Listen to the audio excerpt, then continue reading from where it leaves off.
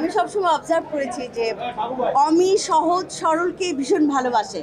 খুব কঠিন কিছু যেটা নাকি মাথার উপর দিয়ে যাবে তেমন কিছু সে ভালোবাসে না। মানুষটি হচ্ছে সহজ সরল। তো আমি নিজে ব্যক্তিগতভাবে সহজ সরল জিনিসকে খুব ভালোবাসি। আমি দাবি করি আমি খুব সহজ সরল, সেই জন্য আমার কাছে ফিমেল 4 খুব ভালো লেগেছে, আগেরগুলোও ভালো লেগেছে। আর সবচাইতে ভালো লেগেছে যেটা আমরা বলিষ্ঠভাবে প্রকাশ করতে পারি না, প্রতিবাদ করতে পারি না, ফিমেল 4-এ কিন্তু একটা ক্যারেক্টার দেখানো হয়েছে, ডিস্কো বাবু। সেটা আমাদের প্রত্যেকের খুব চেনা, খুব পরিচিত চরিত্র, কিন্তু আমরা মুখে কুলু পেটে থাকি, কিছুই বলি না। কিন্তু আমি কিন্তু সেই জিনিসটি দেখিয়েছে ফিমেল 4-এ। আপনারা কি বুঝতে পেরেছেন?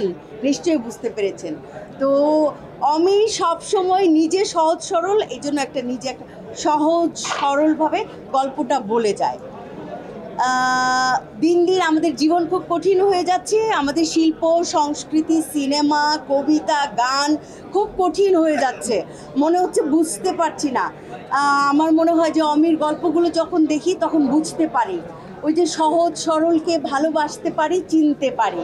ধন্যবাদ, ভালো থাকবেন।